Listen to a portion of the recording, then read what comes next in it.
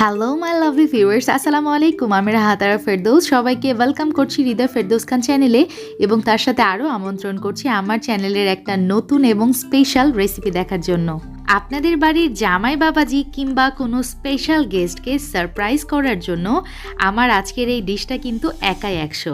Chicken roast দিয়ে জামাই থালা তো অনেকেই সাজায়, চলেন আজকে একটু ডিফারেন্ট কিছু ট্রাই করি। ইয়েস ভিউয়ার্স, আজকে আপনাদের সঙ্গে শেয়ার করছি তান্দুরি চিকেন দিয়ে জামাই থালা রেসিপি। আসলে তান্দুরি চিকেন দিয়ে যে এত সহজ করে এবং আকর্ষণীয়ভাবে জামাই থালা সাজানো যায়, আজকের আমার এই রেসিপিতে আপনাদের সঙ্গে আমি সেটাই শেয়ার করব। আর ইতিমধ্যে আপনারা সবাই জেনে গেছেন হৃদয় ফেরদৌস খান চ্যানেল মানেই সহজ রেসিপি, অথেন্টিক রেসিপি। সো চলুন ভিউয়ার্স আমার সাথে আমার কিচেনে। আজকে আমি তান্দুরি চিকেনটা তৈরি করব রাধুনি রেডিমিক্স মশলা দিয়ে, যেটার বাজার মূল্য 75 টাকা। সো একটা প্লেটে আমি সবগুলো মশলা ঢেলে নিচ্ছি এবং মশলাটা 3 ভাগে ভাগ করে নিয়েছি। 3 ভাগে ভাগ করে নেওয়ার কারণটা আমি একটু পরেই আপনাদেরকে বলছি। সো এখানে আমি একটা চিকেন নিয়েছি, আস্ত চিকেন, এবং সেটাকে 2 ভাগে ভাগ করে নিয়েছি একদম মাঝ বরাবর, এবং ছুরি দিয়ে বুক এবং পায়ের মাংসগুলো কেটে নিয়েছি। এখন যেই মশলাগুলো আমি 3 ভাগে ভাগ করে রেখেছিলাম তার 2 অংশ আমি নিয়ে নিলাম, কারণ আমার মুরগির ওজন হচ্ছে 1 কেজি পরিমাণ, আর প্যাকেটে 1.5 কেজি মাংসের জন্য মশলা দেওয়া থাকে। এখন লাগছে আমার টক দই, এখানে 1 কাপ পরিমাণ টক দই নিয়ে নিলাম। এটা কিন্তু আমার বাসায় বানানো টক দই। মরিচের গুঁড়া 1 চা চামচ, লবণ দিয়ে দিলাম স্বাদ মতো, চিনি লাগছে আমার 1 চা চামচ, সয়া সস দিয়ে দিলাম 1 টেবিল চামচ, তার সাথে আরও লাগছে আমার সরিষার তেল 4 টেবিল চামচ, সামান্য জর্দার কালার, এটা চিকেনে কিন্তু খুব সুন্দর একটা ভাইব্রেন্ট কালার নিয়ে আসবে, আর লেবু দিয়ে দিলাম 2 ফালি, এখানে 2 টেবিল চামচের মতো লেবুর রস হবে। সো সবগুলো উপকরণ দেওয়া শেষ। এখন খুব সুন্দরভাবে সব কিছু একত্রে মিলিয়ে নিলাম। দেখতে পাচ্ছেন কত স্মুথ একটা পেস্ট তৈরি হয়েছে। চিকেনগুলো থেকে কিন্তু এক্সট্রা পানি আমি ঝরে নিয়েছি এবং একটা চিকেনের মধ্যে শাসলিকের কাঠি দিয়ে দিচ্ছি। কেচি দিয়ে কাটার সময় চিকেনে একপাশে হাড় দিয়ে একটু কম আছে, তো সেই কারণে আমি শাসলিকের কাঠিটা দিয়ে দিয়েছি যাতে চিকেনটা শক্ত হয়ে থাকে। এখন চিকেনের মধ্যে মেখে রাখা সব মশলাগুলো দিয়ে দিচ্ছি এবং হাতের সাহায্যে চিকেনটাকে খুব সুন্দর একটা মাসাজ দিচ্ছি। আসলে মাসাজ বলতে কি, চিকেনটাকে খুব ভালোভাবে মেখে নিতে হবে যাতে চিকেনের ভিতরে মশলাগুলো খুব ভালোভাবে ঢোকে। আচ্ছা, আমি চিকেনে কিন্তু এক্সট্রা করে আদা রসুন বাটা ইউজ করিনি, কারণ রাধুনি রেডিমিক্স মশলাতেই কিন্তু এই সব উপকরণই দেওয়া থাকে। এখন আমি চিকেনটাকে 3 ঘন্টার জন্য রেফ্রিজারেটরে রেস্টে রাখছি, তবে সারা রাত যদি রাখেন তাহলে বেস্ট রেজাল্ট পাবেন। ওইদিকে চিকেনটা ম্যারিনেট হতে থাক, আর এখানে আমি আমার এক্সট্রা প্রিপারেশনগুলো করে নিচ্ছি। আমার চ্যানেলে কিন্তু পোলাও রান্নার রেসিপি আছে, পানি তেলানি পোলাও, যেটা দুনিয়ার পৃথিবীর মধ্যে সবচেয়ে সহজ পোলাও এক কথায় বলতে গেলে। যাই হোক, এখানে আর অ্যাড করলাম না, তবে ডেসক্রিপশন বক্সে আমি আমার পোলাওয়ের লিঙ্কটা দিয়ে দিব, রেসিপির লিঙ্ক আপনারা চেক করে নিতে পারেন। আচ্ছা, এই পর্যায়ে আমি ভেজিটেবলগুলো কাট করে নিচ্ছি। সিম্পলভাবেই কাটছি, বাট দেখতে লুক্রেটিভ লাগবে আশা করি। আর একদম সহজভাবে আপনাদের সঙ্গে আমি সব কিছু শেয়ার করার চেষ্টা করছি, কারণ আমি বিশ্বাস করি রান্না সহজই হওয়া উচিত। যাই হোক, এখানে আমি একটা শসা নিয়েছি এবং একটা ছুরির সাহায্যে দেখতে পাচ্ছেন জিগজ্যাগ করে কেটে নিচ্ছি, একবার ওপরে একবার নিচে। সো ইটস টু ইজি, আসলে বলারও কিছু নাই, আপনারা হয়তো অনেকেই জানেন। আর যারা জানেন না তাদের জন্য এই ছোট্ট একটা টিউটোরিয়াল শেয়ার করছি। দেখতে পাচ্ছেন কত সুন্দরভাবে শসা থেকে ফুল বেরিয়ে আসলো।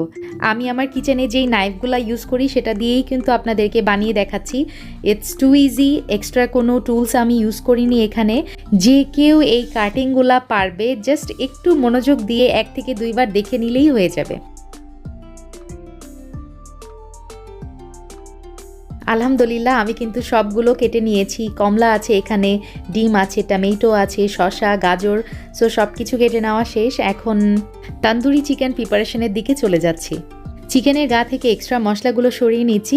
এখন ওভেন ট্রেতে দিয়ে দিব একটা ফয়েল পেপার বিছিয়ে, এবং প্রিহিটেড ওভেনে চিকেনটাকে বেক করব 200 ডিগ্রি সেলসিয়াস টেম্পারেচারে 30 মিনিটের জন্য।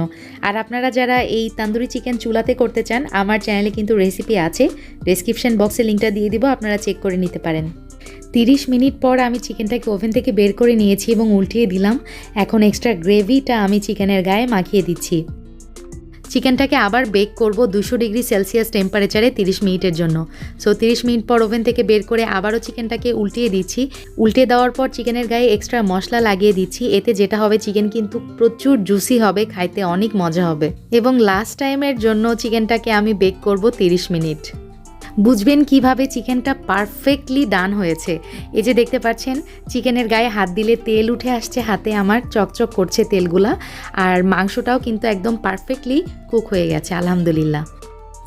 আচ্ছা, সব কিছু তো এখন রেডি হয়ে গেল, এখন প্লেটটা সাজাইতে চলে যাচ্ছি। বড় একটা প্লেট নিয়েছি এবং তাতে আমি পোলাওগুলো বিছিয়ে দিচ্ছি। পোলাওগুলো একটু ছড়িয়ে বিছানোর চেষ্টা করবেন, উঁচু উঁচু করে বিছাইলে কিন্তু জামাই থালা বা যে কোনো সাগরান প্লেট সাজাইলে অতটা সুন্দর লাগে না দেখতে। আচ্ছা, আমি গাজর এবং শসা দিয়ে প্লেটটা কাভার করে নিয়েছি এবং এখানে দিয়ে দিলাম তান্দুরি চিকেন। দেখতে পাচ্ছেন তো আমাদের একটা চিকেন দিয়েই এই প্লেটটা পুরা কাভার হয়ে গেছে এবং দেখতেই কতটা সুন্দর লাগছে। আমি লেটুস পাতা দিয়ে দিলাম চারপাশে এবং পাতার উপরে একটা করে টমেটোর ফুল দিয়ে দিচ্ছি। এতে দেখতে কতটা লুক্রেটিভ লাগছে এবং কালারফুল লাগছে, তাই না? এখন ডিমের ফুলগুলো আমি পাতার মাঝে মাঝে দিয়ে দিচ্ছি, চারপাশে 4টা দিয়ে দিলাম। এখন আমি ইউজ করছি এই যে কমলাটা কেটে রেখেছিলাম, ছোট ছোট কমলার ফুল, সেগুলো 2 পায়ের পাশে 2টা দিয়ে দিলাম। শসার ফুলগুলো পায়ের সাইডেই দিয়ে দিলাম যাতে ওই জায়গাটা বেশি ফাঁকা ফাঁকা মনে না হয় এবং দেখতে সুন্দর লাগে। সো একটু কালারফুলও মনে হচ্ছে, তাই না? এই কারণেই পায়ের পাশেই আমি দিয়েছি, দেখতে বেশি সুন্দর লাগছে। যাই হোক, এরকম একটা প্লেট যদি টেবিলে সাজানো থাকে তাহলে কার না মন ভরে যাবে বলুন। আর দেখলেন তো কতটা সিম্পলভাবে আপনাদেরকে সাজিয়ে দেখালাম।